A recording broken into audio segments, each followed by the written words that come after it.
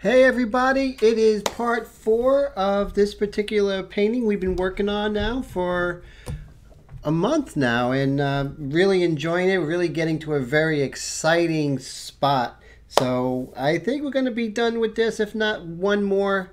There's no rush, so if it takes one more week to get this to the completion that we're happy with, so be it. No problem with that. Give me one moment. I have to go ahead and get permission, as I do every week, from YouTube to do this chat. So let's see. I just have to put in my password. So give me one quick moment. This is sort of like a tradition, right?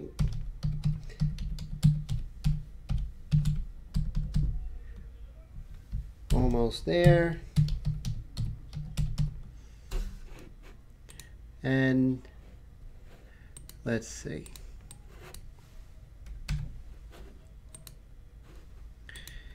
Let's see. Just be one quick moment, guys.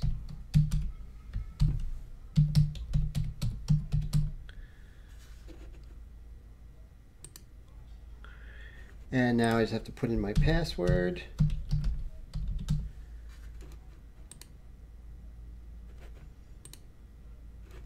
Okay, I should see you in 5, 4, 3, 2, 1. Okay, almost there. And let's see who's in the chat room right now. Okay, so it's 9:30, so I don't see anyone just yet, but that's cool. So let's go ahead and begin. So what I said I was going to do is I was going to go ahead and actually start today with some of my warm-up exercises, some things that I do to get me, let's say if I haven't been painting for a few days, which is rare, but let's say, you know, whatever, I'm feeling rusty for whatever reason, what are some of the techniques or warm-up lessons, warm-up exercises that I like to do. I always like to start the day. Hey James, good to see you. How you doing, man? James, we're just going to go ahead and do some quick warm-up exercises, just some things. Hey Dr. Steve, good to see you. How's everything? So what I'm going to do, and today I'm using the Extreme Patriot Arrow, and what I did is I changed the high profile, the high something or other they call it, trigger with a regular trigger. It feels more comfortable to me. So what I like to start with are just some dots. You know, different sizes, different distances, pulling back differently, and just getting a real feel of the airbrush today. Now this is something to do with every airbrush to really get a hang of it. You know, some lines. That's always good to do. And try and move your shoulder and not your arms. Now you can do this standing or sitting. You know, oh, my pleasure, definitely, Steve. My pleasure, Dr. Steve. And do a whole bunch of these. And what I recommend in the early going is to always keep your needle cap on, because doing these lines could really bend your needle really quick, just from bitter experience. Another thing that we could do, that I like to do, is just connecting L's.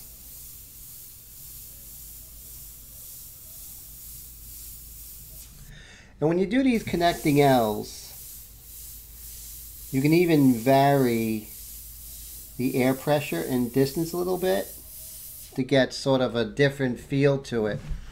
And yes, the dots are very important, James, definitely.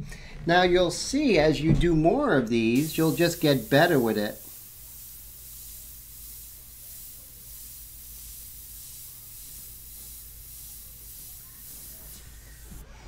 And I also seen someone do these, the capital L's.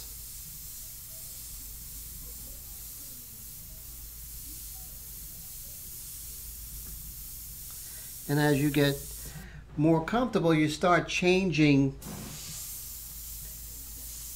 the pressure to get more interesting or better looking L's. So those are very important, and those I really recommend doing a lot of them. Lots of dots, different sizes. Very important. So that's going to give you a feeling of the airbrush, what it does. Also change the air pressure, change the viscosity of the paint. That's always good to do. Now, it's kind of more difficult to do with the India ink, but I want you to do dagger strokes.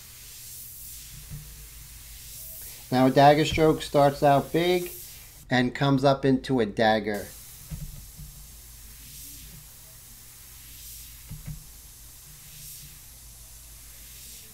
And you see, those are very important because you're going to need that for control, and you're going to be using that during the course of your paintings.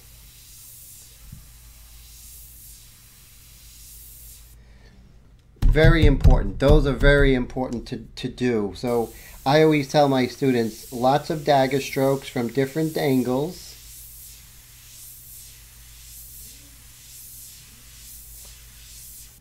Because this is going to help you during your painting, knowing these and knowing, hey Wendy, how are you? Good to see you as always.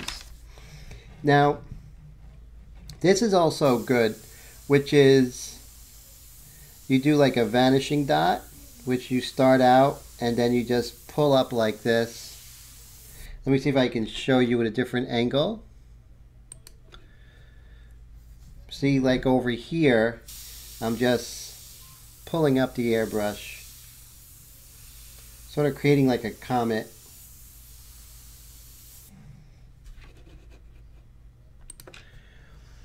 Those are very important to learn because you're going to be using that all the time. All of these, what I did, the dots, the daggers, the lines, the vanishing dot here, you're going to be using that all the time when you're painting.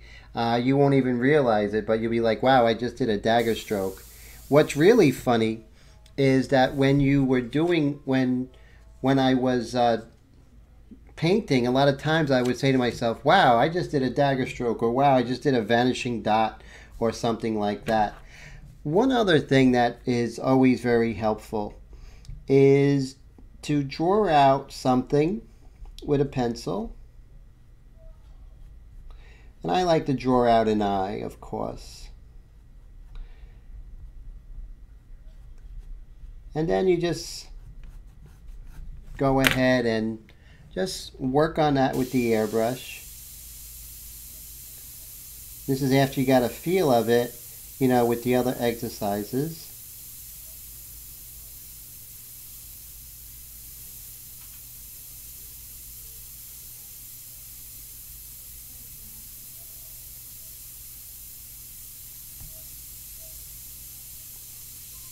Now with these exercises, you can be a lot more free than you normally would with your own work.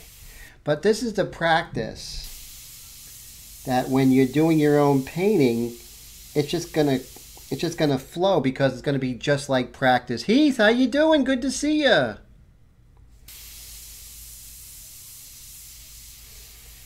And you see I'm doing a vanishing dot right there. You see that?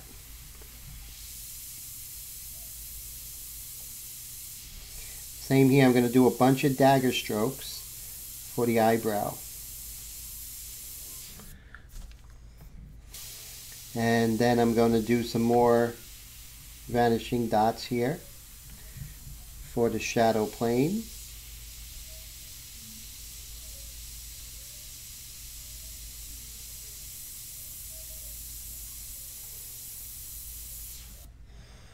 And then over here, I'm going to do some tight lines.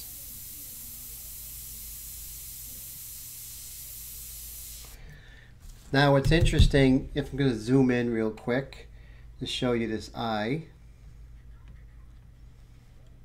So when I do my eye on my painting, it's going to be just like practice, which is fantastic and what we want.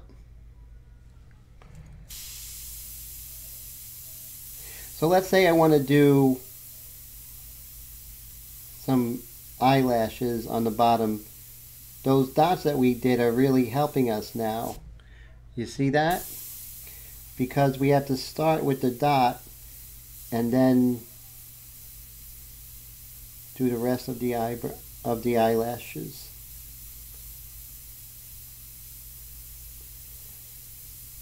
So if you do this as practice, guys, it's really going to help you. It's going to give you more control with your airbrush. You don't want to just try and do things when you're making a painting. It's a recipe for disaster.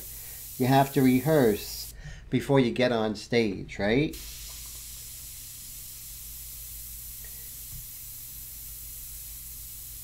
So control only comes through experience, and experience that you do during practice. And again here, I'm just going to do a bunch of dagger strokes to do that eyebrow there. Some vanishing lines, vanishing dots I should say.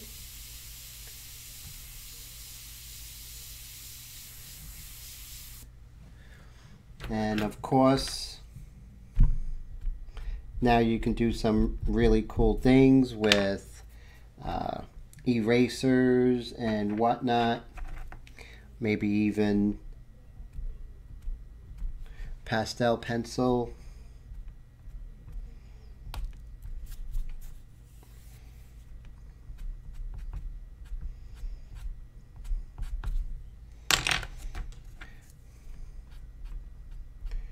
So remember, practice is very important, but knowing how to practice is even more important. So remember, you have all these good exercises. You have this lowercase L's, you have the uppercase L's, right? You have the dots, different sizes, different sizes, not only in how far you pull back, but also how far you pull back the trigger, but also how far away the trigger is. No, how far away the airbrush is different than how far you pull back on the trigger. The lines, dagger strokes, crucial. These are very important. So practice these dagger strokes. Don't feel bad if you don't get it the first time. It takes time, and also helps you learn about viscosity and, you know, when you need to lower the air pressure to escape from volume, escape from spidering. So all those things are so important. So I hope that helps you guys out, especially, you know, everyone who bought new airbrushes. It's just the perfect way to go ahead and start out. So this should really give you a really good point of departure as to how to get warm when you're beginning an airbrush painting, or just feel like practicing, you know? Okay, so now back to our painting. Let's go ahead and lighten things up a little bit. There we go. How's the sound, guys? Sound, picture quality okay today? So here we are right now, and we have our, I would say, 70% finished painting today. Now, whenever I go into a painting that I haven't been working on, or first time I'm working on it during the day, thanks Wendy, I appreciate that. You always want to start with your 3-to-3 mixture, 3 dots of India ink to full 3-inch eyedroppers of the water. And this way you're not too dark. You can pretty much get acclimated without making major decisions. Major decisions are when it's very dark. So you don't want to do like a 3-to-5 mixture or something like that if you're cold. So you want to get warmed up. Heat says, very cool, Tim. I struggle a bit with fine lines and dots. Not sure if it's me or the brush. It's just keep doing it. I used to have such a hard time doing circles, guys, and I would really struggle with circles, and I would just practice them incessantly until I got it where I was able to do a circle comfortably. Yeah. Whatever. and and so practice what you can't do. And one of the things I had a problem to was the lower eyebrows, or the lower eyelashes. Remember how I did them? Those were impossible for me when I first started airbrushing. I could not get those lower eyelid eyelashes to save my life. But I kept at it and kept going.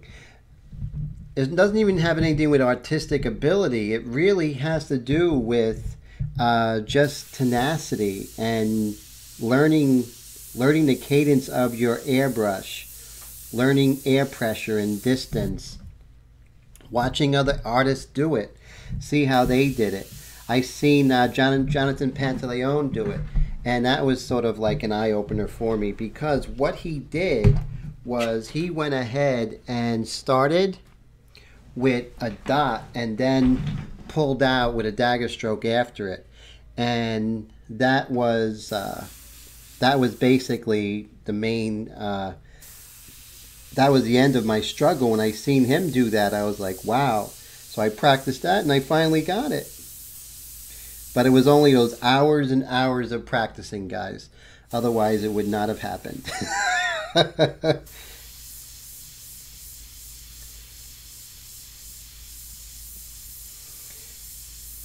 That's the one thing that, I'm here to teach you guys everything, but the one thing I can't teach is experience. That's something you guys have to do. So put in those hours, do those dots, those dagger strokes, those capital L's, the lowercase L's. Really kick butt doing them, and I'll guarantee that your airbrushing will really, really get better. And you'll find that your airbrushing like it's a pencil in your hand. And that I promise. Julie, good to see you. How are you? Always glad to see you. Doesn't matter if you're here early or late, as long as you're here. How you been?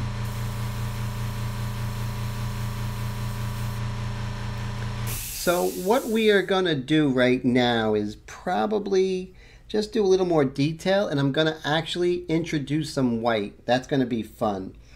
But before I do that, maybe we can go ahead and start putting in some of these, some of this background. And I'm just going to establish some of the background right now.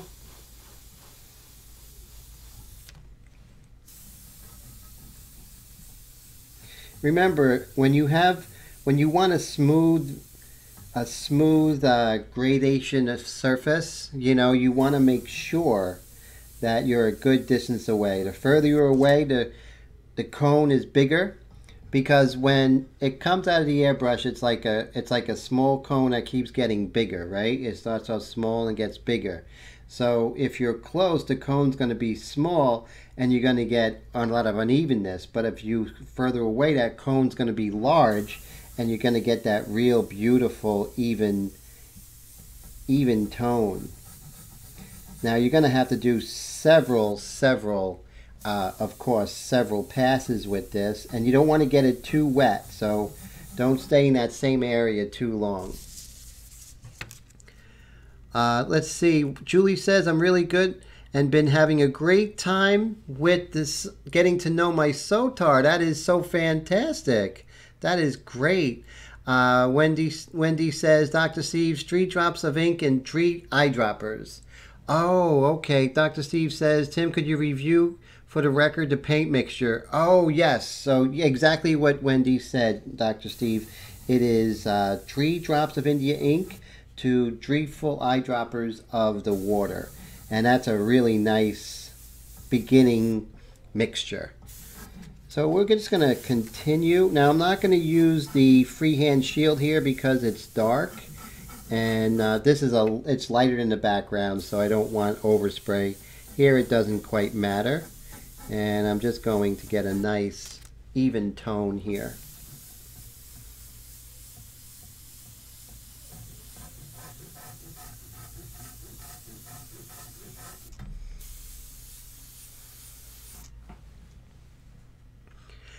And he says, "Wow, I thought I had a little time, James. At least I have weekends." Oh, Bill, how you doing? Good to see you, man. Nice for you to join us, sir. Yes, the pressure is between 20 and 30. I have my air pressure set at 30. This way, if it's at 30, I can always pull back. If there's anything stuck in here, I can always shoot that through. So I always keep the air pressure. But with the Mac valve, I bring it down probably between 15 and, I would say between 15 and 10 psi. But I want you to get that feeling. Just before it starts stippling is pretty much my rule of thumb. When it starts stippling, that's too much unless I want that effect. And let's see. Now, what I'm going to do is I want to save my table. Oh, Bill, I hope you're not too tired. You're working too hard, sir. So let's go ahead and now we run out of ink. The great thing about this ink, it has a little bigger well than the Sotar, so I'm kind of loving the Extreme Patriot Arrow lately, but I do love the Sotar as well. Just really enamored by the Extreme Arrow. They work together really well. The Extreme Patriot Arrow is a .30 needle, and the Sotar Slim is a .21 needle. So they really work together to create a perfect combination for most of your painting needs, unless you're working really big. Mind you guys, I do work on the small side, so a .21 and a .30 does me just perfect. Wendy says, I love that top and the airbrush. Yeah, it is a great top, isn't it? It definitely saves you. Make sure it's down tight, because a couple of times I didn't have it down tight and it was a disaster. I'll tell you, it was really horrible. So we're just going to continue. Oh, remember, the first couple of sprays always away from your artwork.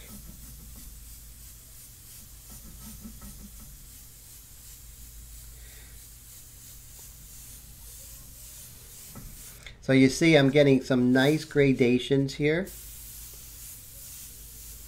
And I'm going to build up this as well. Build up this background and try and incorporate some softer edges here. And that's what I would do, is I would change the edges. You know, right here I might have a harder edge, and then soften it up as it's coming down. Here I'm going to have some really nice hard edges, especially when I'm coming in with the white pastel. Why do we work in white pastel and custom painters don't? Because we can and they can't. We're not working on a card that's going to be outside, so we can put anything on our painting that's going to make it better. So it definitely isn't any slight or anything that we're using white pastel for the highlights. We do it because we can. You know, we're mostly fine artists here, and so it is definitely an advantage that we definitely gladly use.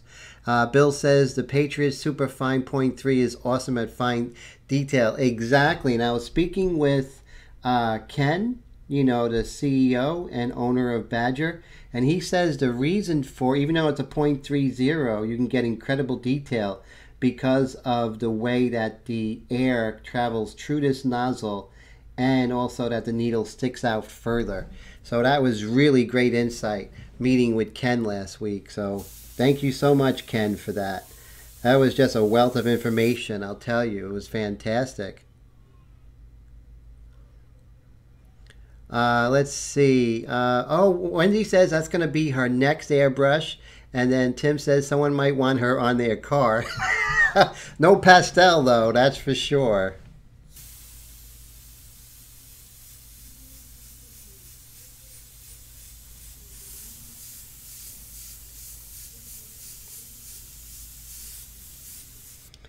Now I don't want to stay in the same area because if I do, what's going to happen is I'm going to oversaturate the surface. We'll get warping and we don't want that. So we're just going to, this side is nice and dry. So let's go ahead and see if we could use our freehand shield and darken. Remember, when possible, you don't want to follow the contour of your freehand shield because then it's going to look like you use a freehand shield. What you want to do is when you're using a freehand shield is sort of go perpendicular to the contour. Has a much better look. So definitely give that a try, guys. So I like doing that, having that perpendicular as opposed to just following the contour. That's something that I discovered on my own not too long ago. It just makes for much better contours. And your image really looks like it's in that background. See how much nicer that looks. If I followed the contour, it just wouldn't look as good. Oh, James says he's a coarse artist. Nope, you're a fine artist, my friend. Yes, I got to meet Ken. I had dinner with him last week, and it was amazing. We hung out, we talked, learned so much about the industry, and he's a really great down-to-earth guy. I mean, I'll tell you. And he cares about artists. He really does. He cares about fine artists, not just the automotive painters, but the fine artists. And that's what really makes me want to work with him.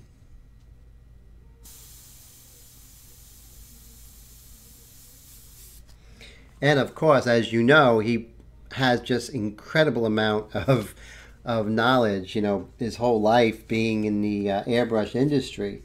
I know it was his dad was in the business before him, and so ever since he was a little kid, he's been around airbrushes and compressors.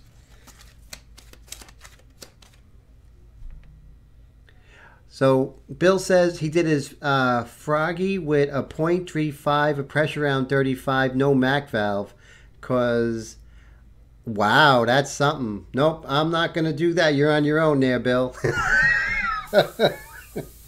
No, I admire that you're able to do that. I just, nope, I'm not going to do it. I'll work hard when I have to. That's really hard work there, Bill. That's for sure. And let's see. So Wendy says, did you use the Patriot, Bill? And he says, yes, I have a regular 2020 with 3 needle sizes. So when the slim comes, I can put a bigger needle in the regular. Great. So you're going to get the, that's coming for, that's amazing, Heath. I can't wait till you get it. So you guys are going to love the slim. It's just feels like a pen. It really does. Like you're working with a mechanical pencil. It's unbelievable. So right now, as you can see, I'm darkening things up. And there's really no rush in darkening it. I'm not going, see, as you can see, I'm not going crazy. I'm not in a rush to get it dark. It's going to get dark on its own just by doing several layers. Now I'm thinking maybe if I leave it lighter up here, might be better. That's something I'm going to decide.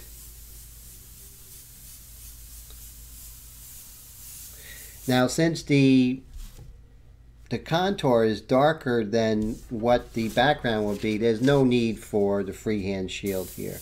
Overspray is your friend in this case.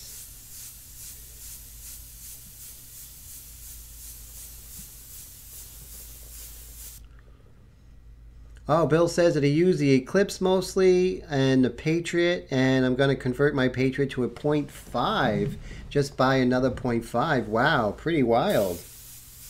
Great thing about Badger airbrushes is the customization that's available. That's not available with our friends at Iwata.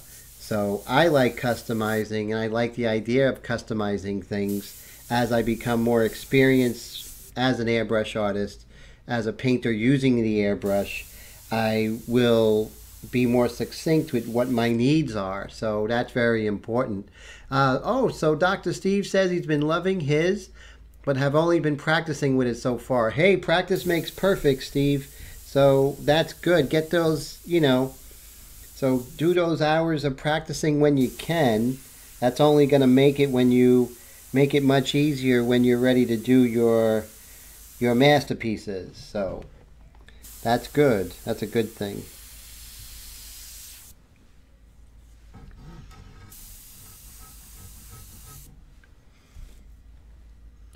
And Bill says the Patriot fine is a 0.5, totally different uses. Oh, very interesting. Okay. That's fantastic, and I love the fact that you can always go ahead and customize your badgers. Let's go ahead and see if we could just make the ridge of her bottom eyelid a little more narrow, just like that.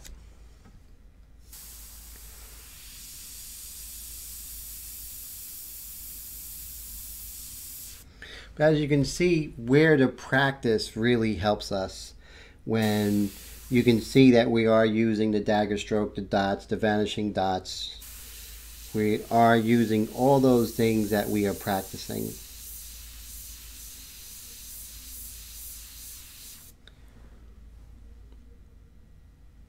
James says his Harder and Steenbeck brushes have 4 needle sizes. Those are great airbrushes too. I think they're very good company. Never owned a Harder and Steenbeck though.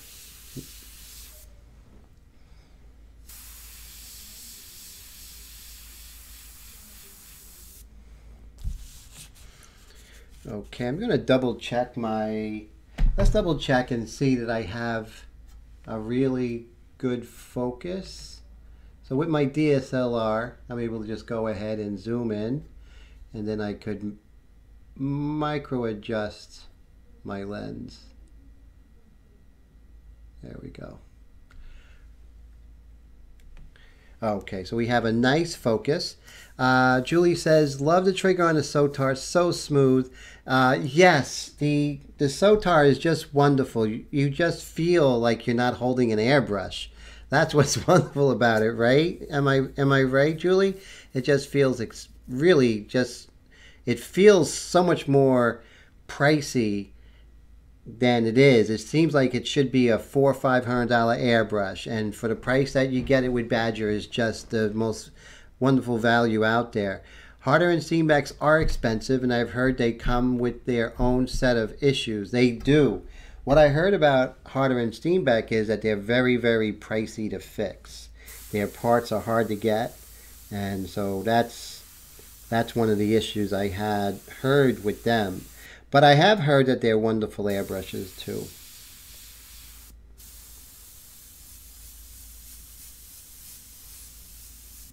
Okay, so what I want to do is I want to start introducing some of the white pastel.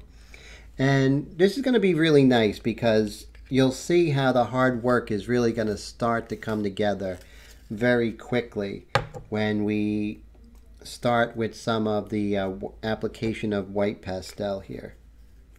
I want to get a really nice point.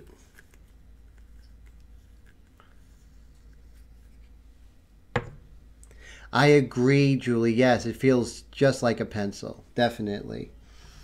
Okay, so let's go ahead and just start with a quick payoff here. I'm just going to hit the specular highlight here in her iris, and that's such a nice payoff, isn't it, guys?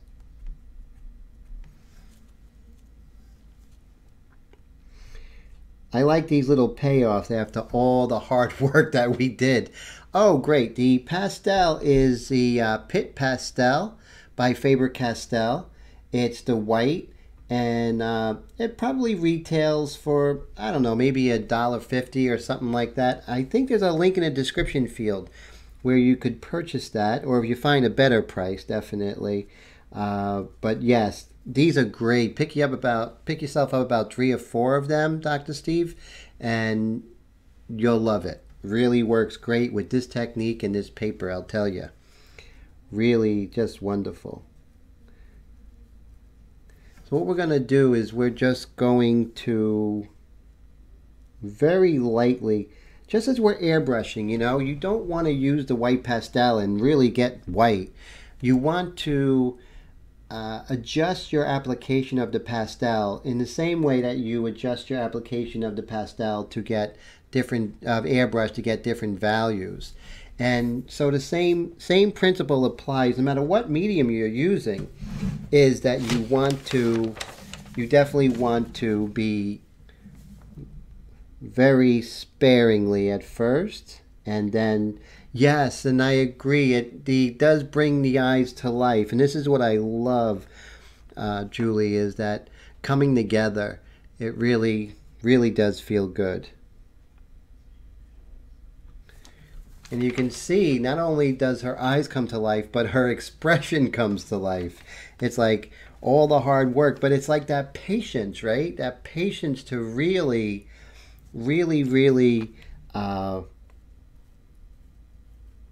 just have to wait until it's the right time. And I think we are at the right time right now.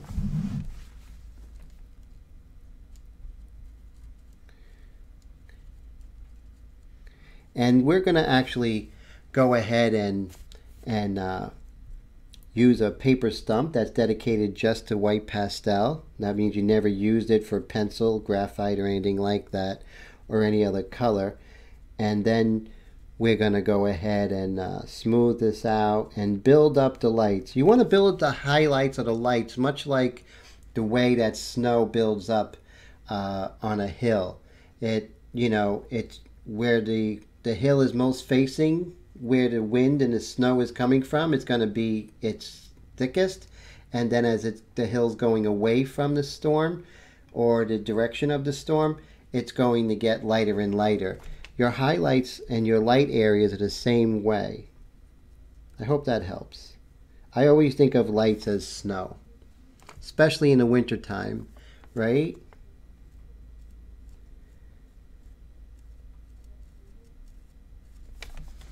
And also we can bring her nose forward. It's just a wonderful payoff. It really is.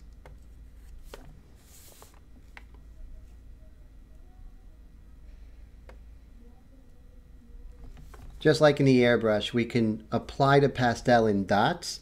We can use dagger strokes. It really does. It's just like a universal principle that I learned when I became a better draftsman. I became a better pastel painter when I started learning how to control the airbrush.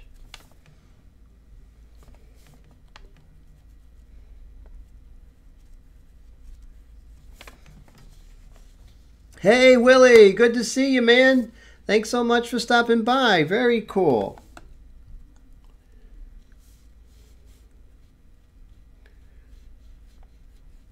And we can adjust some of the light areas where light is facing, like right here on her forehead.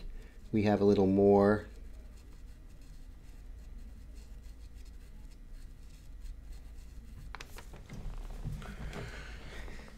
And then it's that elusive likeness that we've been missing too, which is really good,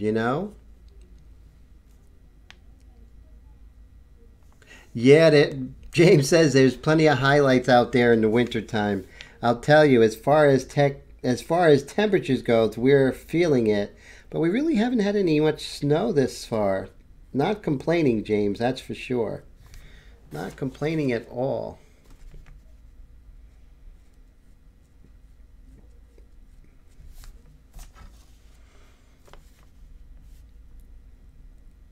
And the more you do, the more portraits you do in airbrush, and I'd rather see an artist do small quick paintings than work on one really long epic painting.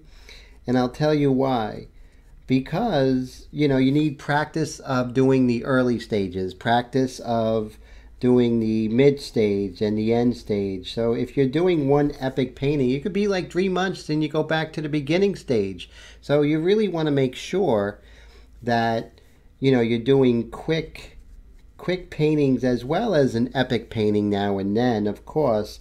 But you don't want to do 3 paintings a year. You're just not going to get better. Do those quick, like maybe 1 week painting or something like that. Not W-E-A-K, but W-E-E-K. You know, one painting a week. I think that's a healthy. Time period to spend, especially when you're in the learning stages.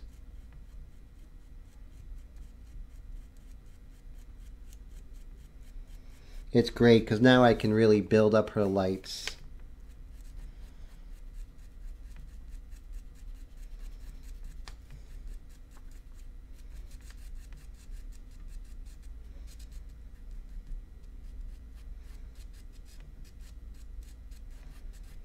And you can see, you know, some areas actually have a little more buildup of light than others, and you will also adjust that accordingly.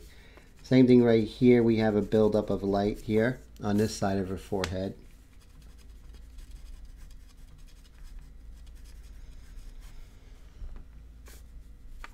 Now, if you see anything looks a little glaring, like over here, let's go ahead and adjust the, there we go. So you see here we have a little too much buildup of white pastel, at least a little early. So we can go ahead and smooth that out. Same thing here. Go ahead and smooth that out. Now this is good because, you know, I've been a pastel painter for 30 years. So pastel is like breathing for me. So as I know how to manipulate pastel, it is a big advantage in this technique. You have to also know how pastel is going to react to the surface, how to build it up. So as you see, we built up this white area right here, but we haven't built up the highlights yet. So, Gloria, good to see you. How are you? Thanks so much for coming by. All right. Thank you. Thank you so much. Always good to see Gloria and everybody. So what I'm going to do is I'm just going to show you how I build up the lights here. So you see that? It's not like just like a white decal on top of her nose. Is that, you know, the white around it is like that snow on the mountain. It's building up till we get to that peak. And the same is going on here, if you can see it. And it's not like an unbroken line. It's broken up because, you know, the nose is not a smooth metal object. So as you can see, it is broken up a little bit. And we are doing more in dots than we are in just, you know, hard shapes. Same thing here. We want the nostril to come forward from that cheek. How do we do that? Creating a dark and light right next to each other is the best way. Dr. Steve says subtle. Thank you so much, Dr. Steve. And Wendy says, wow, you guys have odd postal codes. Oh, we're talking about postal codes. Very cool. And so let's see. So what we're going to do is just continue to build those lights and use our... Now what you can do, a lot of times you don't want to just do a stump and just move it. Tapping it does more than enough, because you might just spread it right off the paper. But if you're tapping it, you smooth it and you don't lose the pastel on the surface. So let's go ahead and see if we can work on the lip area here. Now we were building that up earlier, just like that.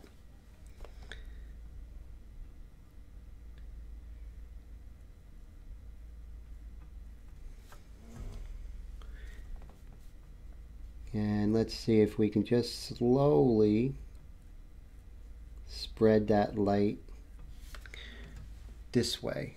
Spread it this way.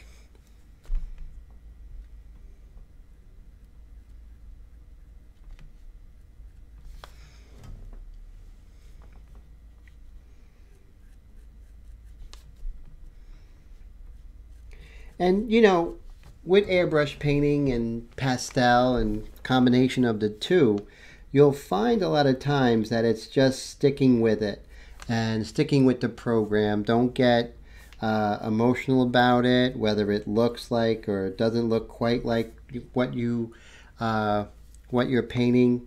That's not important. What's important is sticking with the program, looking at the shapes, making sure that you are as accurate as possible, and giving yourself a break.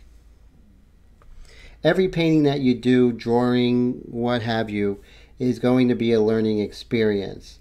And I was talking to Heath the other day, and I liken any kind of painting or criticism or critique is like a debriefing. Like when you finish a painting, there's going to be things that were successful and things that weren't as successful. But the takeaway is that your next mission is going to be to work on that so you actually improve. So it's important to always, if you don't have a friend to critique your work, to step back and look at your own work and say, okay, what could I have done better? What were the challenges of that piece? Write that down. So when you start your next piece, you can attack that challenge. You know what I mean? And some paintings, I don't care at what level you're at, some paintings are really going to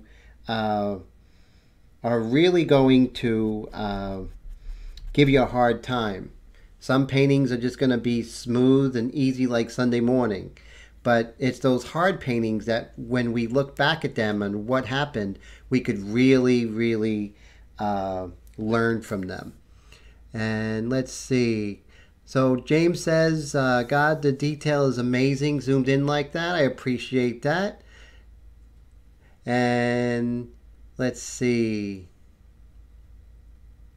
So this is cool. All right, let's go ahead. Hey, Jake, how you doing? Good to see you, man. So Jake's in the house. All right. So as you can see, just those little things that we were doing here, it doesn't seem like a lot, but those little subtle changes will really make some changes. You know, will really pull everything together. So I'm going to continue working on the face here, and just to continue getting the light as it waves of light across her form. I want to continue that.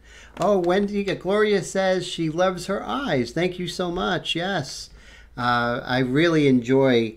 I love this picture. When I seen it, I was like, I have to paint it because it's just so out of the ordinary. You know, it's not your typical portrait. Remember, don't spread, tap, okay? Just tap that. And then you could calm down that white there.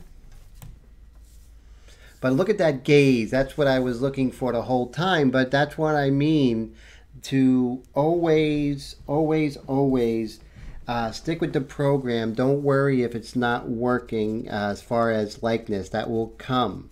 So as long as we stick with the program, it'll come together. Dr. Steve says, photographic quality so cool, sucks me right in, mesmerizing effect, Tim. Thank you so much, Doctor. I appreciate that. It always comes alive when Tim adds the pastel, Wendy says. And he says we are our worst critics. Bill says, not to mention most of his comments are R-rated. That's funny. Okay, cool. And what we're doing is just... And what we're doing with the white as well is we're also reestablishing her anatomy and the anatomy of the skull.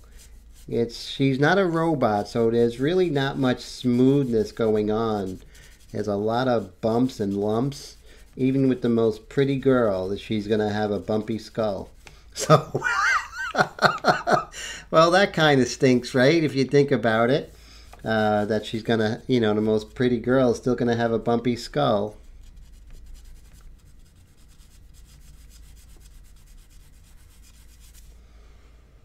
So this is one of the things that really, really helps us.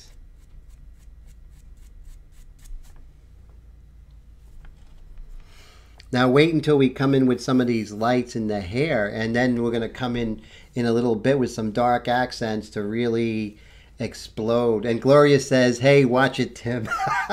That's too funny. Bill says that my stepdaughter started coming into the art room and asking, what sucks now? That's funny. And Wendy says Neanderthal woman. That's funny. Hey, we all have lumpy skulls, right, doctor? It's true, right? Our anatomy. Under that skin, it's pretty scary.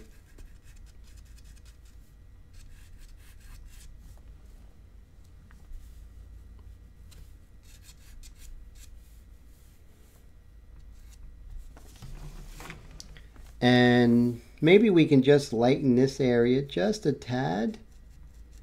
Because remember, the shadow always has details, just like the light side. But remember, these are shouts, and the details on the shadow side are always whispers. And you look at it that way. Really makes sense. Yes, Dr. Steve says yes, that's why they make Botox and dermal filler a billion-dollar industry. So true. We're always fighting of what's not to look like what's underneath us, underneath everything, right? That's the big struggle.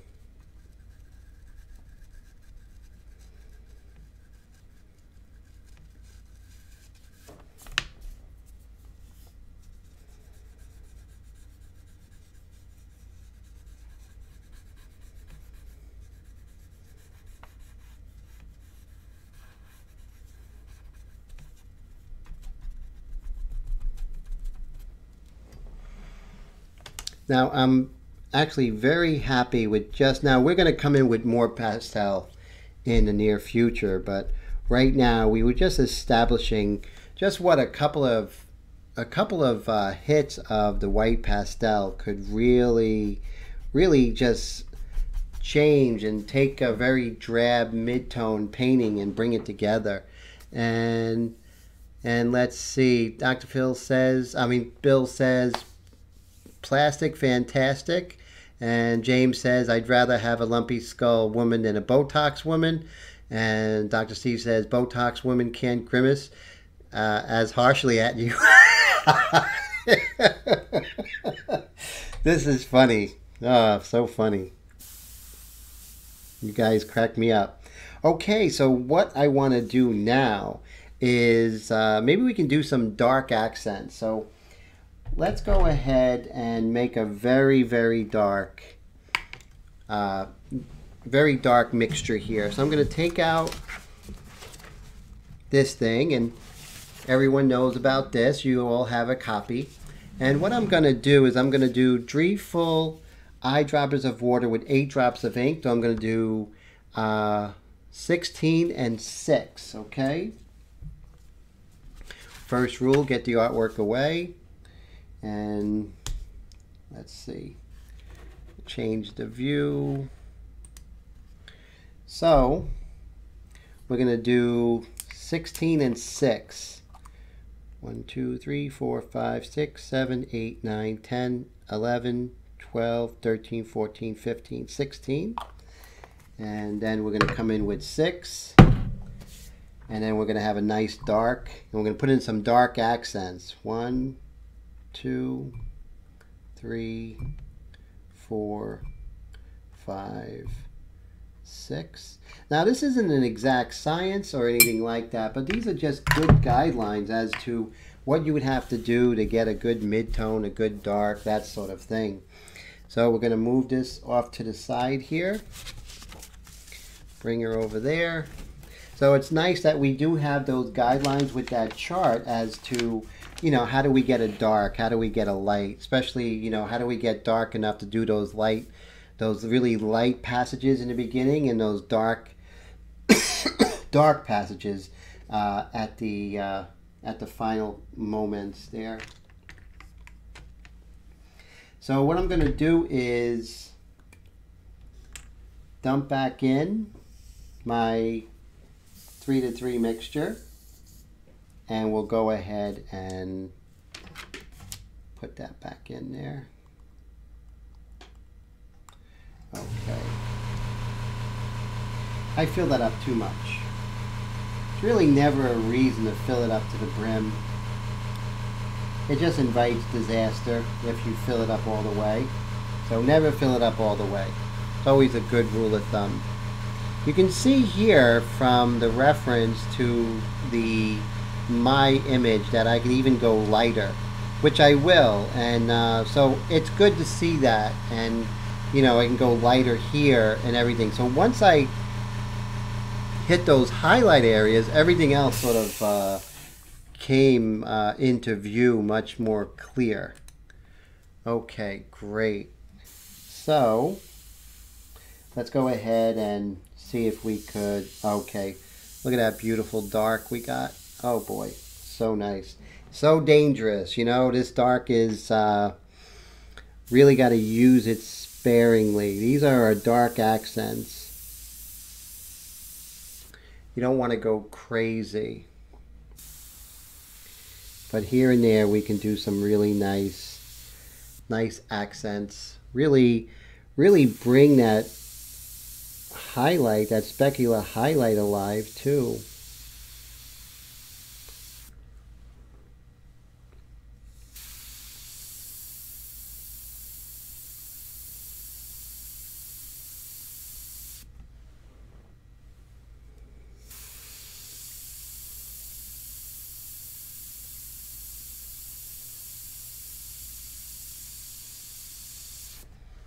Just the amount of control that we have with this airbrush is really a pleasant, not surprise, a very pleasant gift to have that ability to get really close.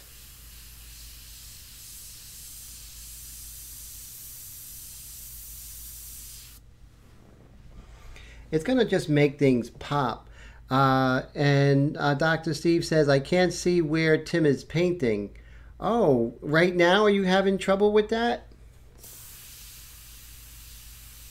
Oh, because of the hand in front? Is that what it is? Okay, let me see if I can just... Is that a little bit better? Yeah, okay, definitely.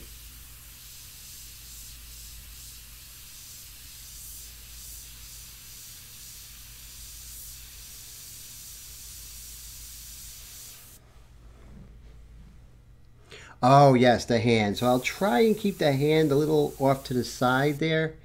But I definitely want you to see that, Doctor. So I'll just go from the side here.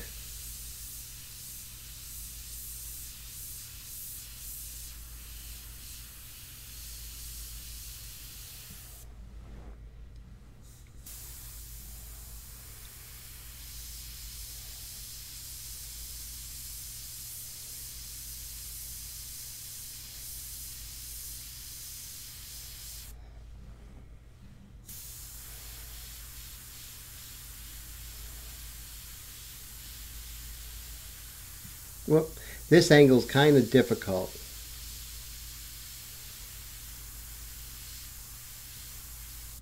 I'll tell you what, maybe we can do this angle here. Let's see. I have an idea. Let's see. So it's important that you guys get this, and you know, I don't want it to be where, you know, there's some things that you guys don't learn. So I have this third camera. And what I'm going to do is, as soon as I undo it, and I'm just going to move it over here. And I think this should resolve some things here. Let's see. So we have this camera. This is camera number 2. And what I can do is put this on like a little box or something. That should help. Get it off the ground just a little bit. And then on those angles where, you know, you have trouble seeing, you can see like right here. So that should help.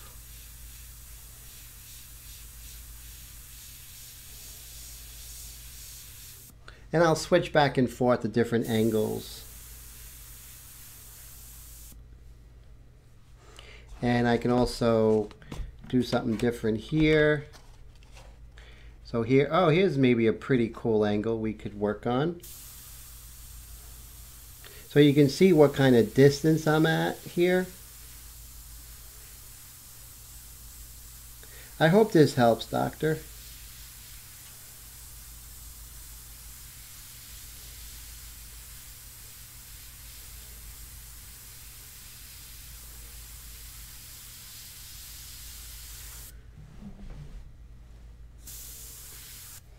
And of course we can switch back and forth so I can see your comments and everything.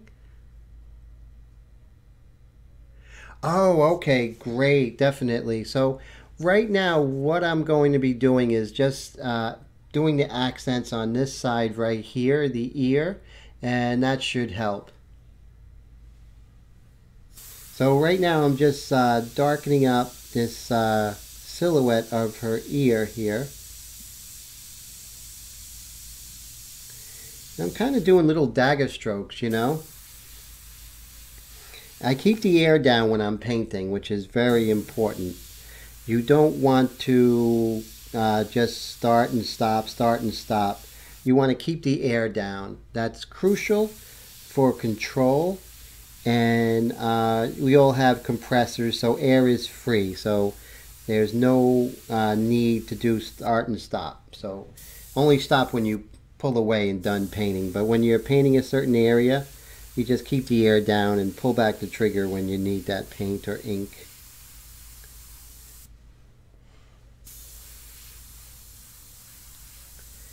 And as you can see, by darkening these values here, we're actually creating this wonderful luminous detail in the shadows. Isn't that really nice? You know, I love that. And he says enough math now. So that's funny. You guys are hilarious. So what I'm going to do, remember in the very beginning when we went ahead, I got to find my freehand shield here. Oh, here we go. And we worked on her chin and it really pulled everything up. And that was great, but then we had to go ahead and darken the values around. So what we're going to do is we're going to establish that once again with the freehand shield. Pull that chin forward. Always wipe this off on a shirt or pair of pants you don't really love.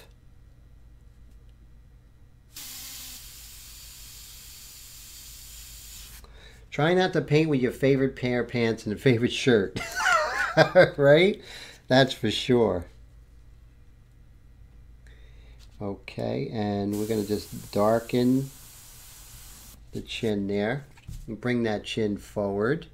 And by doing that as well, you can see that we sort of increase the luminosity of this area in her neck, which is really nice and sort of really helps.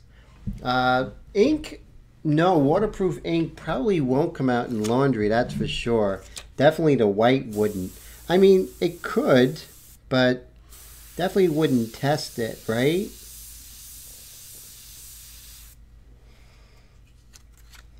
And let's use our freehand shield to get a nice hard edge here.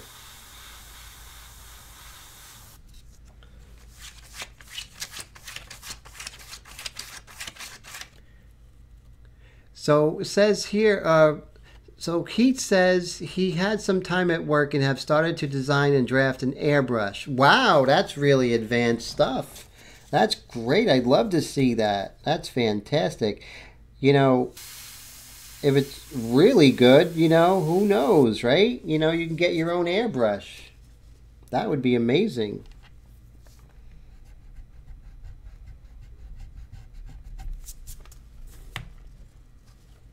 And then over here, maybe we can go ahead and use a freehand shield to get a little better edge here. And we just sort of crawl along the surface.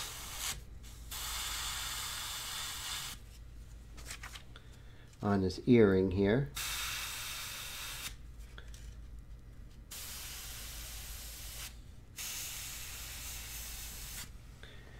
Sort of get a little bit better feel. Now let's go ahead with this really nice dark accent color. Let's begin to darken this side of the background. So as you guys know, notice I work all around the painting. I don't stay in one area. I really hate when people work on an eye and it's so beautiful and then they haven't done anything else. It's like playing in chess, and you know, you only worry about one side of the board, but here comes the queen and is going to checkmate your king. So always look at the whole painting. It's so important, you know. And Bill says that he's designing a fur pastel. That's fantastic. Oh, that's great. You know, you were very knowledgeable with painting animals and their fur, so I know it's going to be a great one, Bill. That's really cool.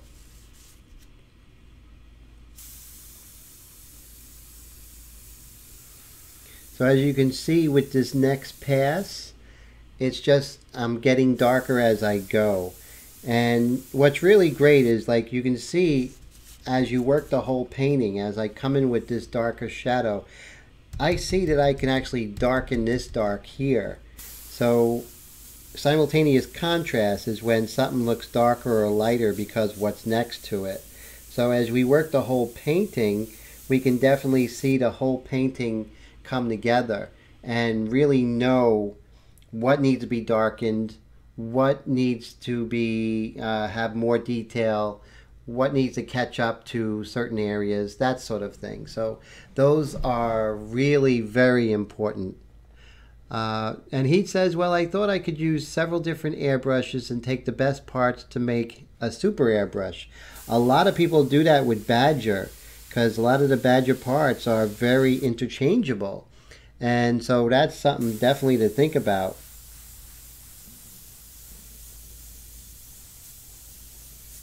I don't want to oversaturate the surface. Remember, we don't want to do that. So even though I did one coat, I'm going to walk away. And then we're going to do a darker coat on this side. Let's take this freehand shield and let's work on this contour here.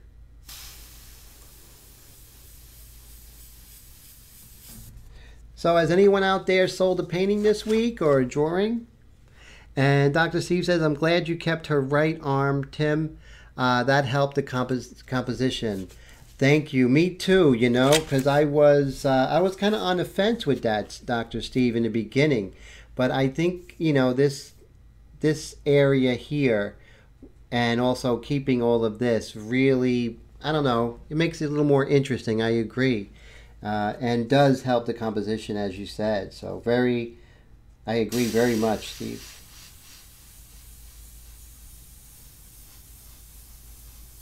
So I'm getting more adept at Photoshop and learning how to manipulate the photos before I paint them. You can actually take a light brush and lighten certain areas. It's just really amazing. Oh, great. So Bill says he got more commissions. That's fantastic. That's really cool to hear. So let's continue here with this.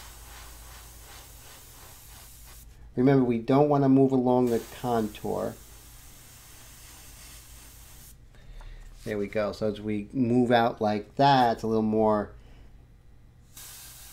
appears like the dress is actually coming out of the darkness as opposed to having this line of dark on the edge of the form. So try to do that when you can. Always see that it's always better to go perpendicular to your freehand shield as opposed to along the contour.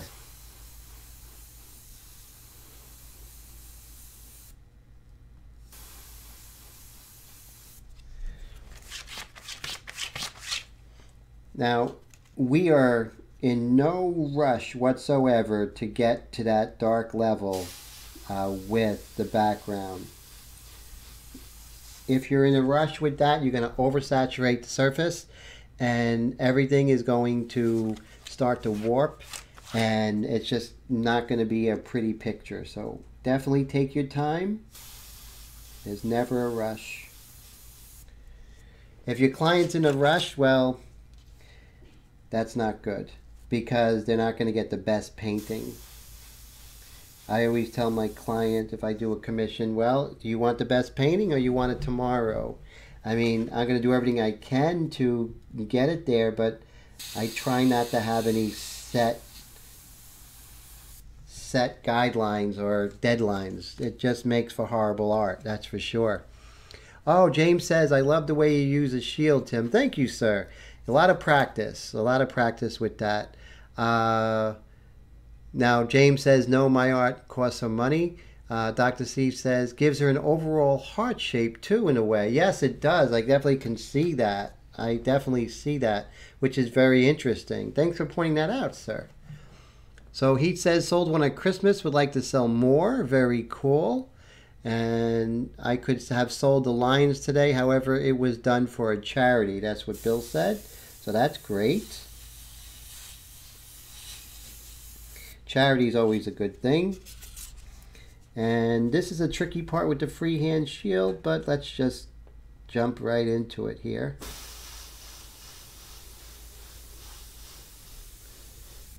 So perpendicular, you see, it just creates much better looking form against the background.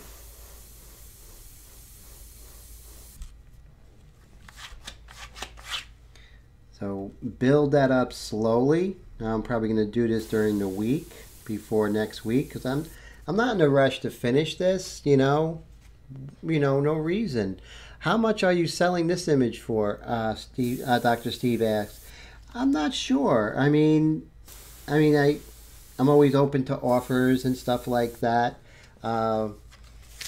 It's funny. I don't know sometimes I don't know what to sell a painting or drawing for. You know what I mean? It's because I don't really think about it. A lot of times somebody will ask me, then I'll just feel it out. I do stuff like specifically to sell. Sometimes I'll sell an image, like I'll paint something and I have in mind what to price it for, and those are very easy to get a price for. But something like this I'm doing as a demonstration, I really don't have, I haven't even thought about it, right? It's funny.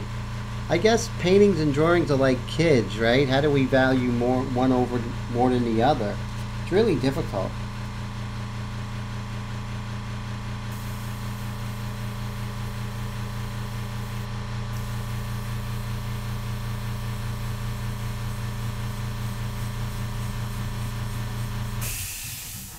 Now what's really nice is as I'm darkening this area, you'll see that when I come in with the lights, you can see that I'll be able to scratch off these hairs as they come out. Drew Blair always says that hair against a light background is dark and hair against a dark background is light. So that's really good. Let's see. So Dr. Steve says, well, what purchases do you want to make shortly? This is one way to price it, perhaps. Yes, definitely. That's true. That's so true.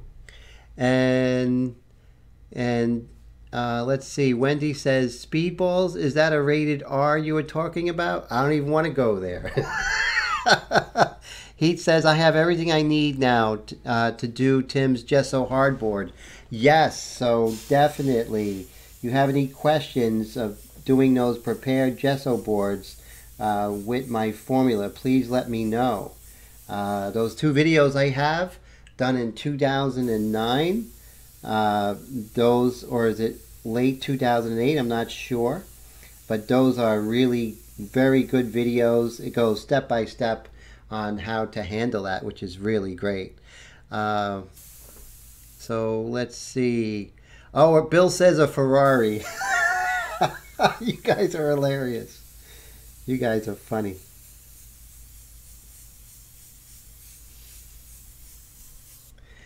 And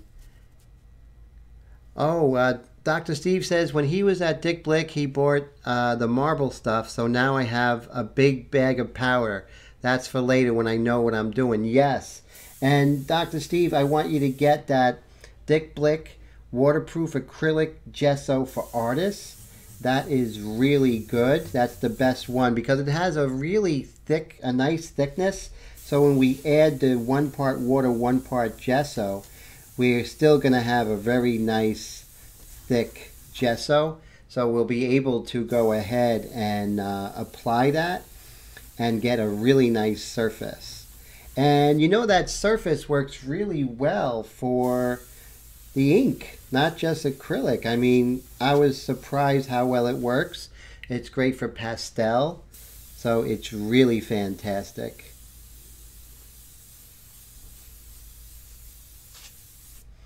As you can see, we're getting there, right? We're not worrying about, you know, getting that value, but look, the paper's not warping. And if we went crazy trying to get everything immediately, we really would be killing our paper.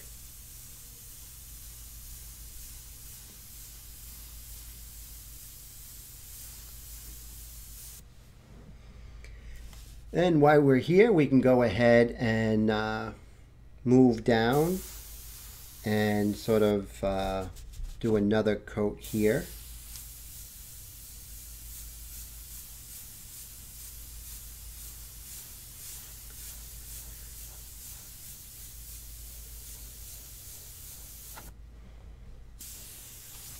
And let's see, does anyone use Duralar? That's interesting. What is Duralar? And James says, I'd buy a Ferrari for a one-on-one lesson.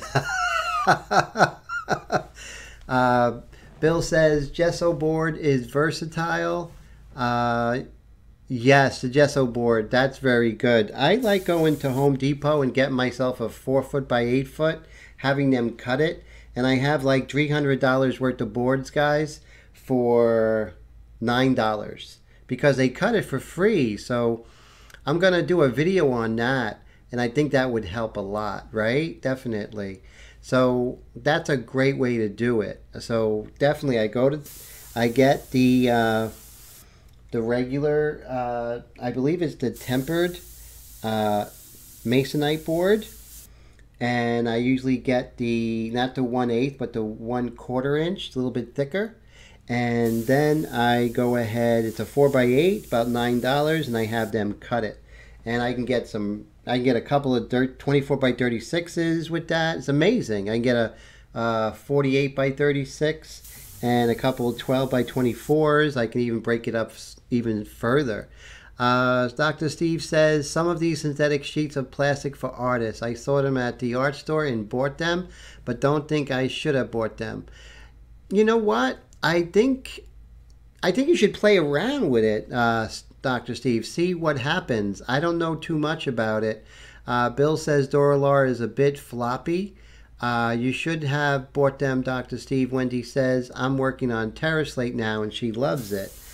Experimentation, right? I mean, sometimes out of accidents, things happen that just change the direction of our art career. And that happens sometimes.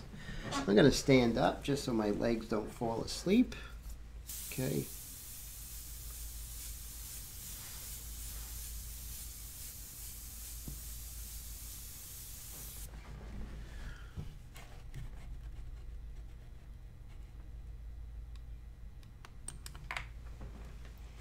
And I'm just moving around the background here.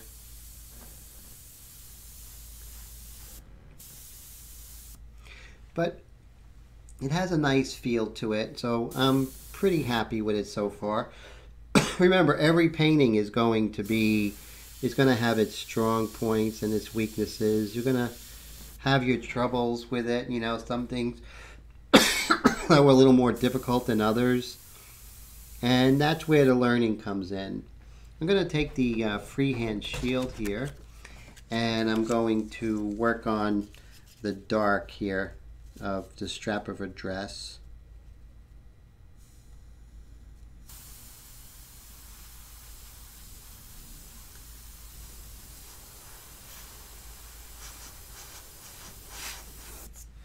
There we go.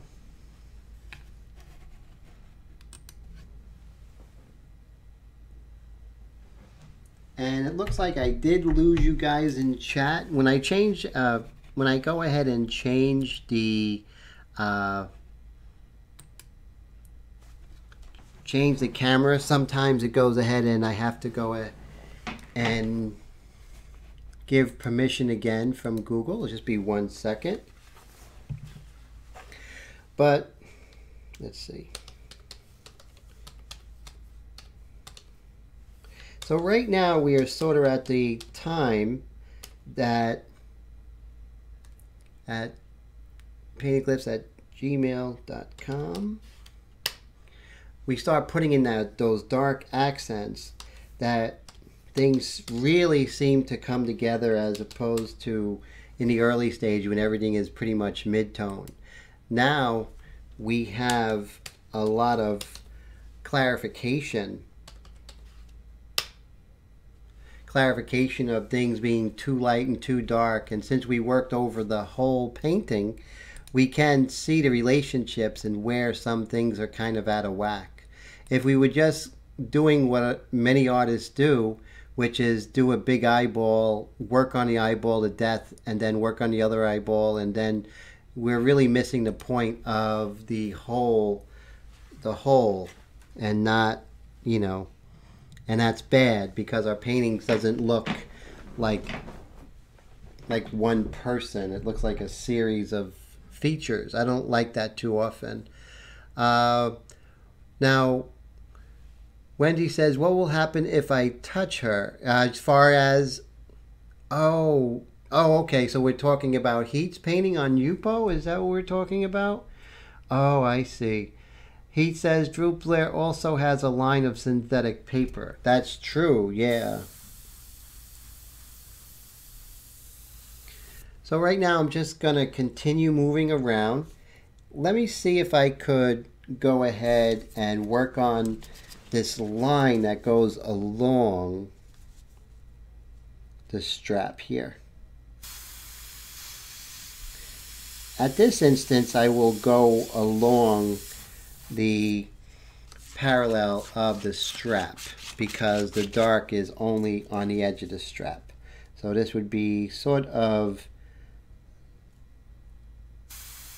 the exception to my rule on using the freehand shield. But putting in that dark is really gonna bring that strap away from her skin and push forward. We don't want this strap to look like it's part of her body. Now, we can come in with the white pastel here, which is really nice. And we can further bring this strap away from her skin. This makes for the painting to be more sensual.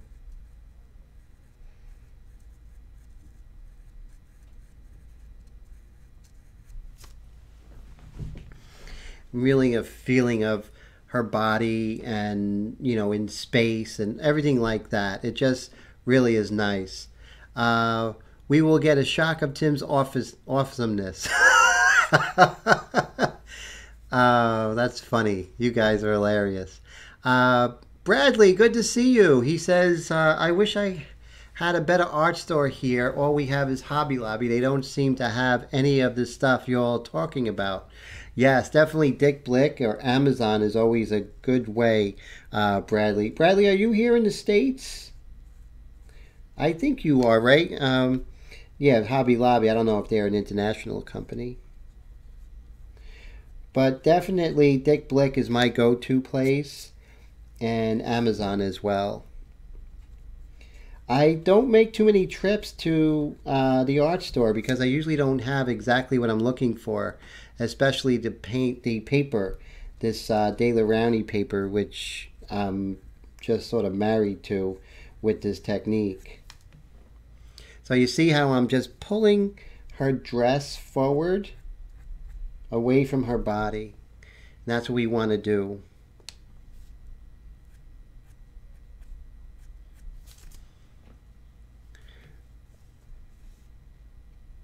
And we can also go ahead and darken this area here next to that light, which will really help pop everything. Sometimes you'll put things that aren't there, like maybe make it a little bit lighter here. That isn't quite there, just to pull that dress forward.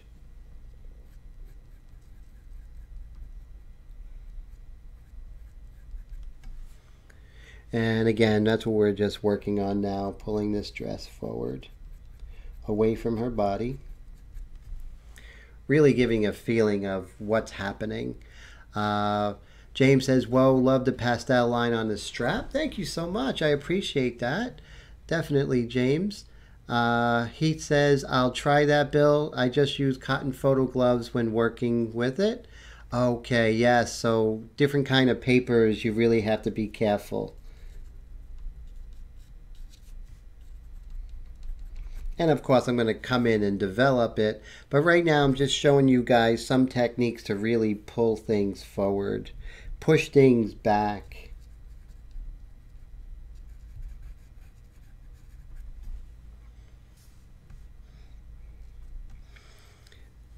So you can see that, you know, how the relationships are so important. Now, looking at this, I can see that the white is a little stronger on her nose than it is on her dress.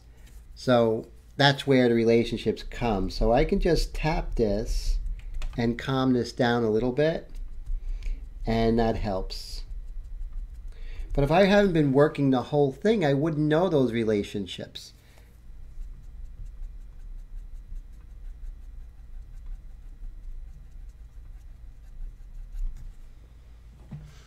That's the way I was trained, guys. I was trained to definitely not do things piecemeal. It's sort of, you know, I think it's a really great way to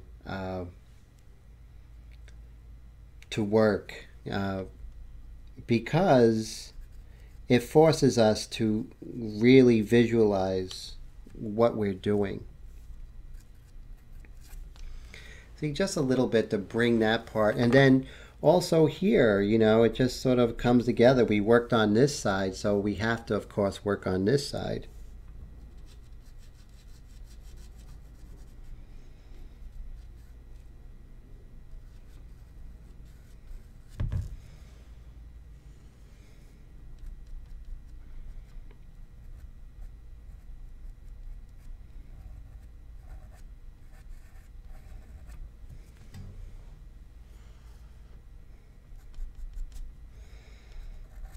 And it's also great because now we have an opportunity, since her dress is coming forward, we can actually push back the flesh underneath the dress.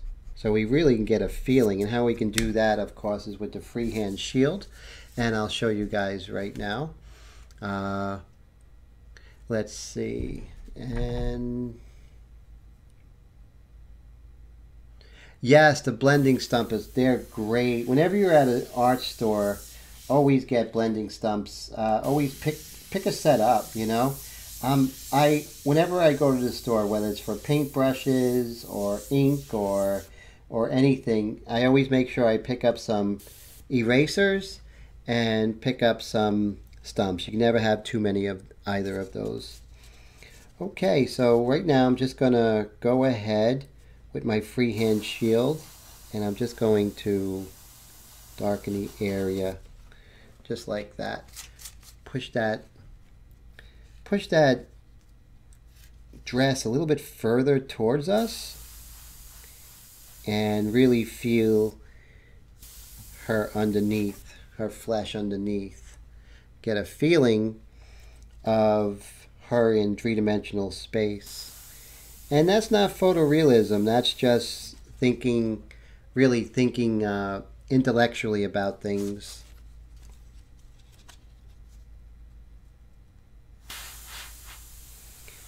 Now, even if it's not there, sometimes a photograph won't be able to capture that. But you can go ahead and put that in, you know. You don't have to be a slave to the photograph.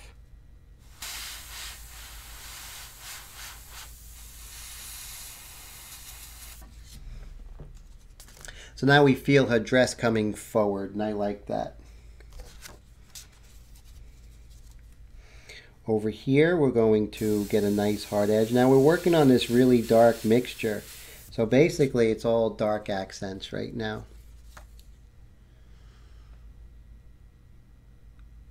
So Wendy says, James, YouTube does this every time. Go to your settings and put it on HD. Yes, that does happen, especially if you're on a wireless. If you're like me and you went hardwired from your modem, you won't have that issues too often. Let's see.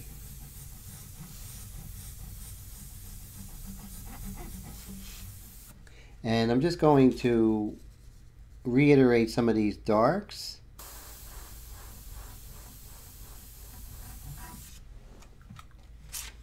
Sort of have like a light halo over here. That's not good. Try not to have that.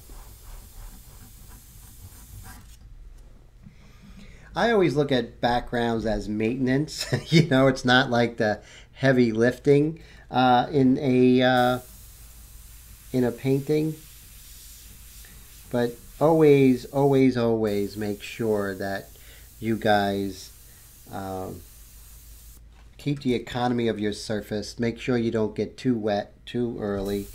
Don't oversaturate. Don't go too dark too early. Those are some good rules. So here's a Timism. Go from light to dark. Never go dark too early. Always stay in your 3:3 or 3:4 ratio as long as possible. And then slowly go darker. Don't use your white until the end. Those are really good rules of thumb in this technique, you know. So look, we're out of our dark mixture. So we have been doing a lot today, which is pretty cool. Does anyone have any questions about what I'm doing, or you know, anything's not clear? Please let me know. I'm more than eager to help. And if I don't explain something perfectly, you know, I apologize, and you know, that's what I'm here for, to really help you guys out. Yeah, definitely, James. The focus is cool here. It's just, I just think it has to do with bandwidth with your connection there.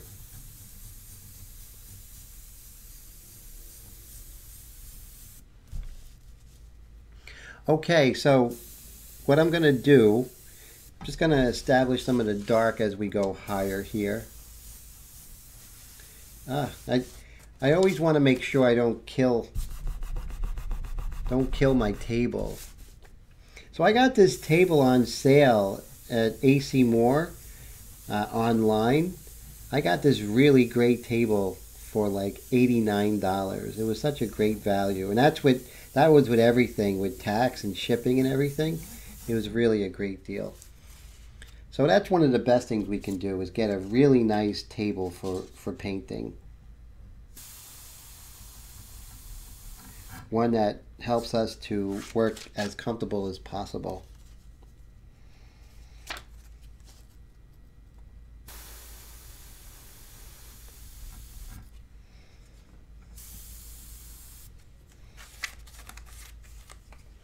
Yeah, it actually is a drafting table, which is pretty cool. Wendy says, I explain everything perfectly. Thank you so much. I appreciate that. So Heat says it's starting to pop. Thank you, sir. I really appreciate that. This is the technique, you know, guys, and this is something that you guys can do, you know. I always say this, you know, don't eat the cake before it's done cooking. So when you're doing this on your own, if you stick with the program and not rush it, you'll get the payoff at the end, you know? And then you always have me if you have any questions during the process. If you're not sure of anything, you guys have my email. I am more than happy to help you. Very eager to help you guys. Okay. This is where this technique really shines. I mean, this airbrush really shines.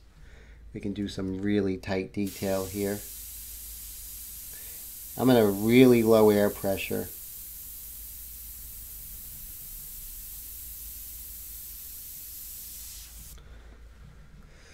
So yeah, hold your breath when you do that, you know, because that's never easy, you know, doing those like fine line work, especially a long line like that. Always hold my breath when I do that, guys. He says, I use an easel. Do you prefer flat? I prefer an easel. That's how I was trained. But for teaching purposes, I do flat. So that's why I do flat. It's the best way to show you guys. Otherwise I'm going to have that 45-degree angle look, and it's not going to be as, to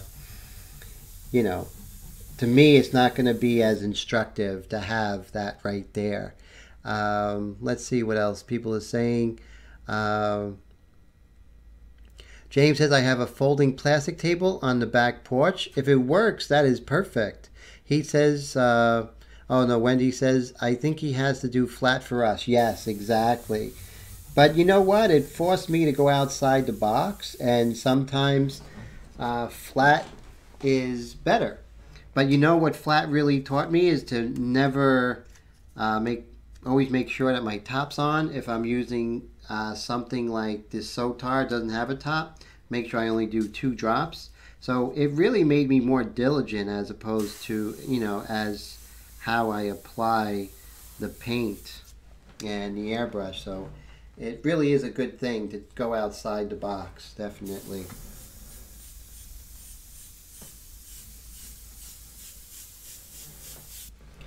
Okay, so here she is so far. Right now we are at 11:06. Time always goes by so quick with you guys, you know? I tell you, you guys are a lot of fun. Thank you always for hanging out with me. So let's go ahead, make sure this is dry.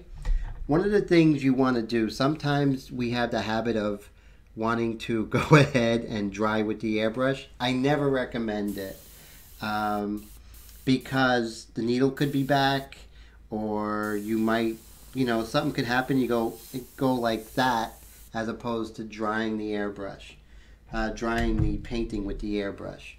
So try not to ever do that. If it just ruins one painting, it's the worst.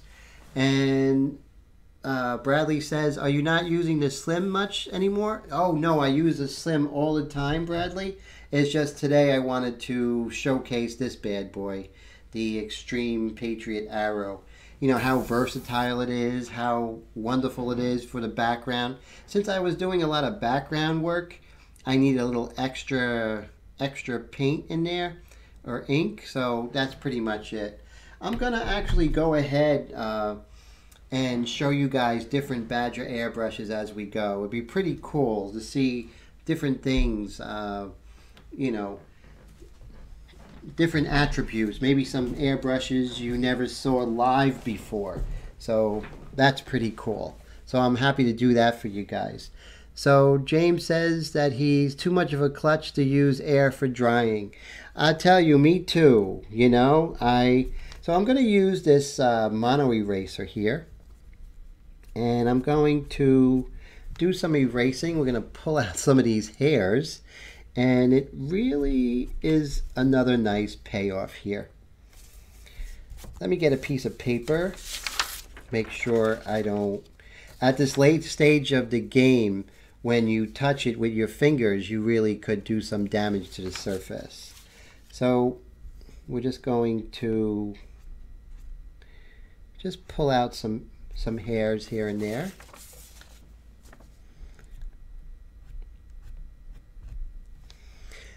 And I'm definitely not a realist guy by any means. I just pay attention, and here and there, I'll really go for clarity. But I will also simplify things when I need to. He says he has a drafting table board at his cabin in Ontario. Very cool. And I was thinking about getting rid of it. No, definitely don't, because it could be your drawing station. It could be just so many different things. If you take on a student, it's, always, keep it in storage if you have to. But a myriad of tables is so important for us artists. If you're shipping a painting out, it could be your shipping station that day, or where you keep your boards when you're preparing them.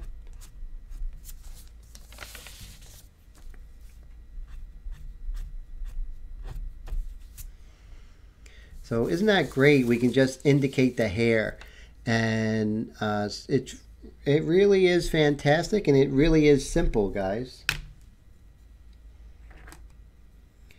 So we have a nice chiseled point here.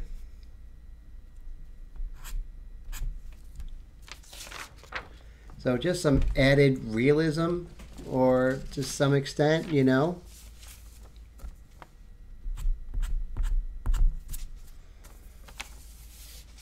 We don't got to go crazy. Just indicate, right?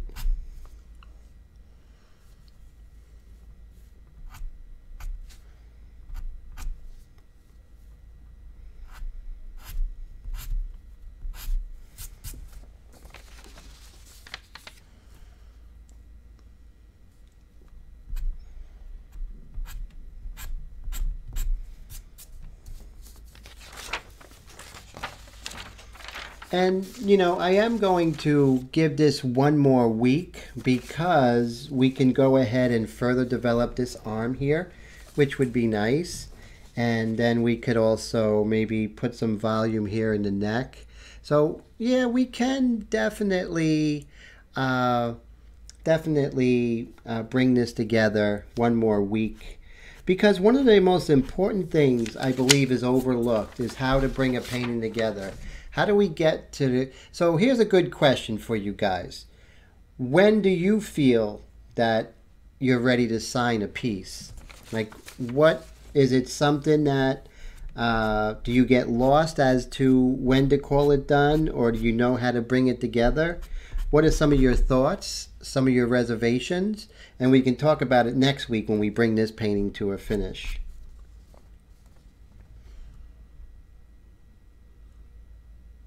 Wendy says when she's sick of it.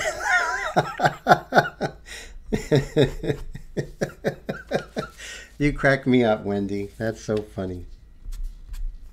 And so what we're going to do is lighten. It looks like James says, yep, Wendy. He's pretty much in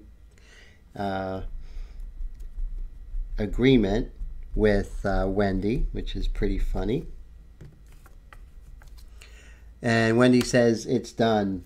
It's when she's sick of it, it's done. Too funny. Yeah,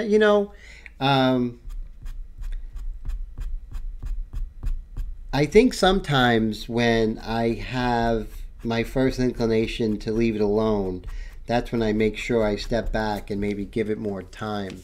Make sure that it's something that I can't make it better. Now, one of the things that really helps me, and this is something to think about, you can only defend your work at the easel. Remember that.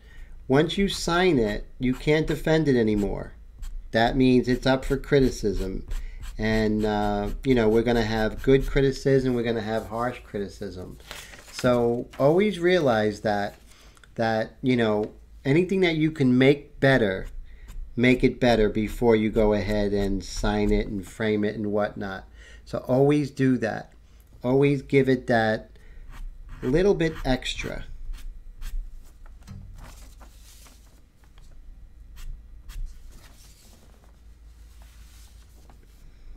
Now with this painting, of course, there's a lot we can do still. So much. So now we can let's take a look at her hair and see if we could just pull out some of those really beautiful highlights in her hair. Definitely. So James says, can we zoom in her hair? Definitely. So let's go over here. Now you'll see that the hair doesn't look like much when we zoom in on it, but it's just quick indications.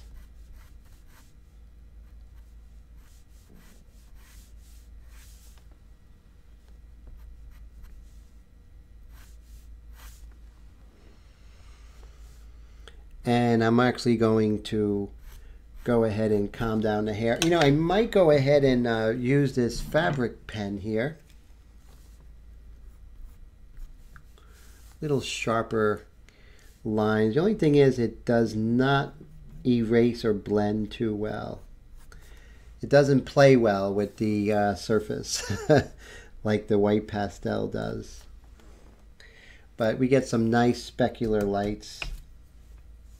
Nice highlights.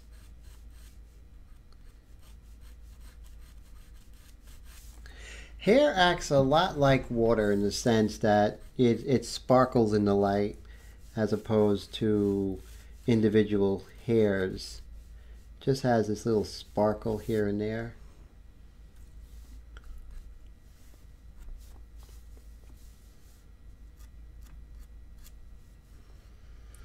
And if we think it's a little strong, we can always take our stump dedicated to white pastel and just tap that down a little bit. And sometimes, you know, the highlights are interrupted. You know, they're not like, and I think if we interrupt them, it kind of looks a little better than having, you know, one line of lights, you know.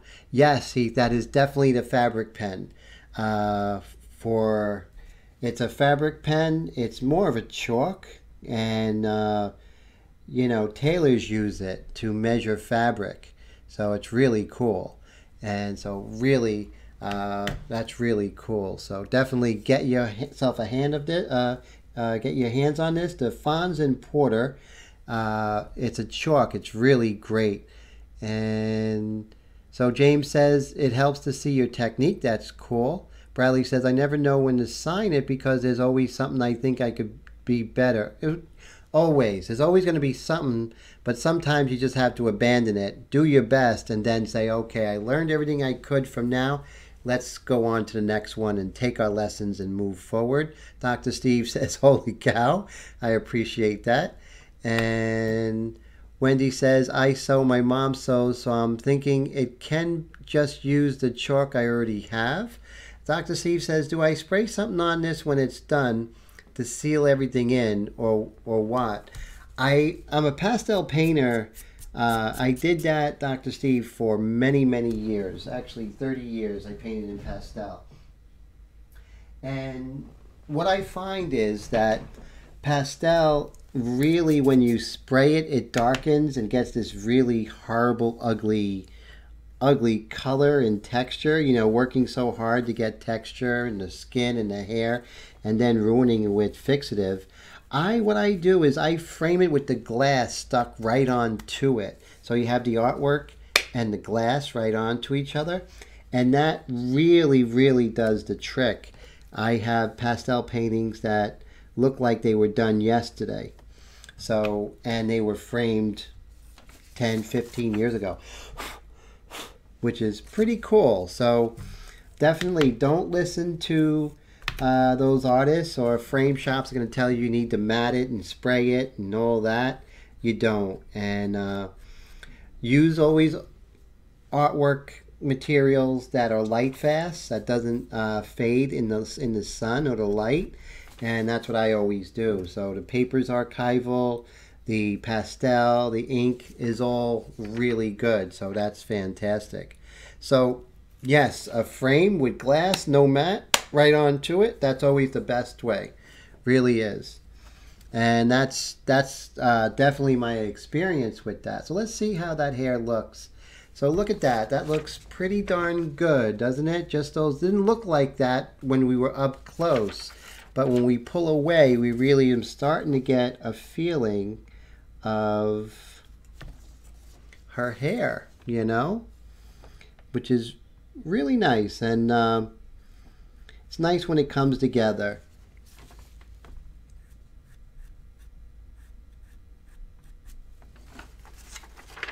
And let's see. So now let me show you something. And Dr. Steve says, well, that just up the price for this painting, Tim. I appreciate that, Steve. Dr. Steve, I really appreciate that. Thanks. So we just sort of move things around and just really work on this becoming an old master type of painting as opposed to an airbrush painting. We want to bring that to the next level, right? And pull her down just a tad. Okay, like over here. Let me move this this scrap paper over. I think that's what's causing us problems here. There we go. So you guys can see her. So James says, now that's a Ferrari look. So here we are at this stage, right, right, guys? Rick, thank you so much. How you doing, man? Rick says, spectacular as always. Good to see you, my friend. How are you? So I want to show you today's piece and just show you what the early stages look like. So when we work on this, so we have the early stage. See how we're just so light and we are just worrying about shapes. But what I really want you to take from this, guys, is that we are, thank you, Wendy. Wendy says beautiful. What we want to do is we want to work on the whole and bring the whole together. And you see the advantages of bringing the whole together as what we did today. It just sort of happens and we are almost there. So, you know, I'm pretty happy. It's not an exact likeness, but we're still not done yet. I think some things here and there could really bring things together. So, but looking at this is how I want you to start a piece. I want you to continue that 3 to 3 or 3 to 4 mixture, whatever is better, 3 drops of India ink to 3 drops of full eyedroppers of water. If you want to start even lighter, you can go 3 to 4. That's okay, and you're not really committing too much. You can make a lot of adjustments. So that is a big help. So that is basically where we were starting, and this is sort of at the 90% mark. So you see it's far away there, but you can also see that it's a really nice blueprint of where we're going. So so I'm gonna put this up on Facebook and on Ink Flingers to show you guys, you know, this step by step. And I'm also doing a video of this one. So if any guys are interested, I'm gonna have the full length video from the very start to finish on this one. So that's something to look forward to. Okay, so here we are. We got a lot of good work today. I mean, we really did well. And you guys stuck with me, and I appreciate that. I appreciate you guys sticking with me through all this. Let's see if we can get the Blackbeard wheat and do some interesting things with her hair here. Now, where did I put it? That's the big, here it is.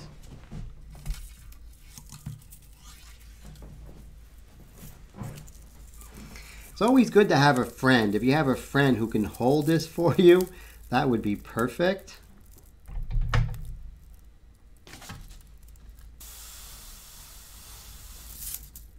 But you see we can get some turns here. And I really use Blackbeard wheat just because I would never be able to get the organic movement of the hair otherwise.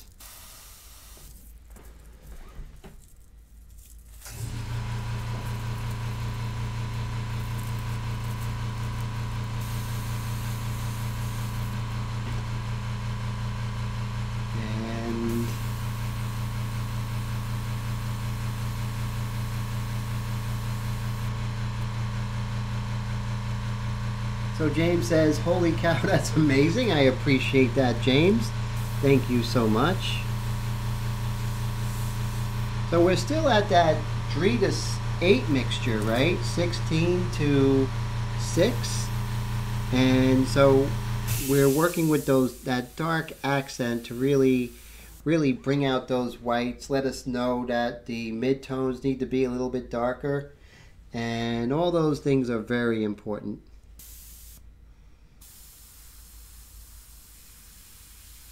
This is sort of the home stretch. We just got a little bit more.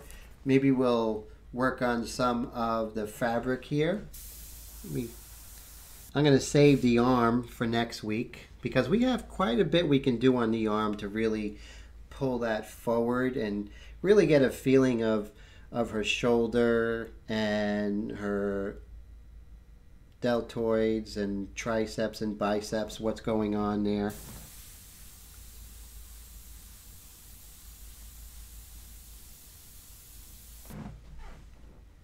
See if we can darken underneath her breast here. Now I don't want to definitely don't want to kill my table. So I'm just going to extend this dark down just for compositional reasons. There we go. It gives a nice feeling of movement, you know? That's what I like too. I like the feeling of movement that's going on here. It's a very dynamic piece with the way that the pose, the hair is moving this way and this is going that way. And also the heart shape that Dr. Steve mentioned. So it's a really nice reference painting to work with. It's not your average piece, an average painting, you know? So really have to pull this together. Wendy says beautiful. Thank you, Wendy. I appreciate that.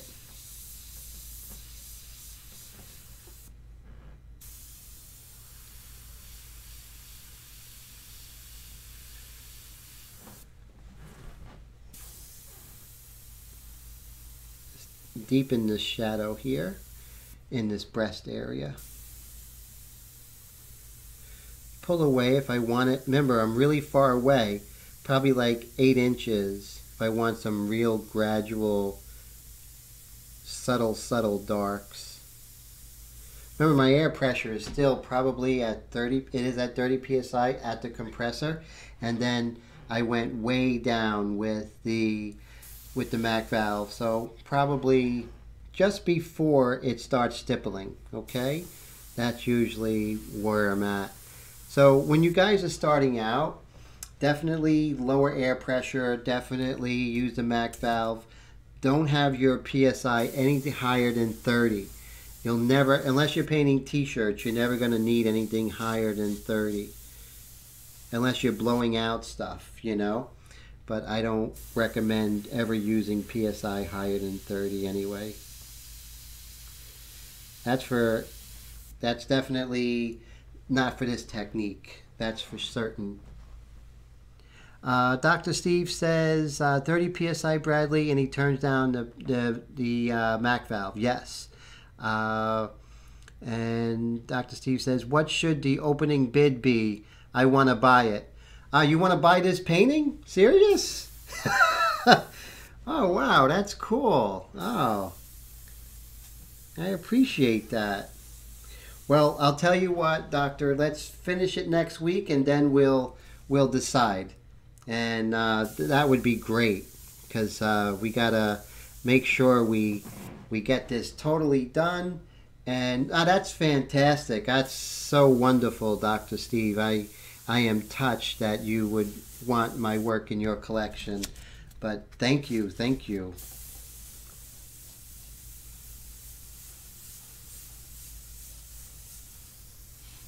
So we are done for today. So there is going to be a part 5. I thought we were going to get, and James says he want to buy the last one I did. Oh, wow, you guys are really, really great. So thank you for that.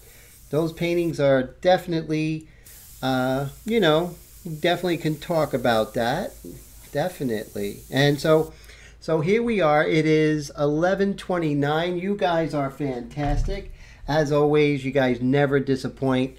You make my Wednesdays the best day of the week by far. And so here we are so far. And here is the reference. So you see we have a little ways to go here, but I'm pretty happy with it. You can see we can put some highlights in her lips, you know, over here. So we definitely could do some things to get a little more of a likeness.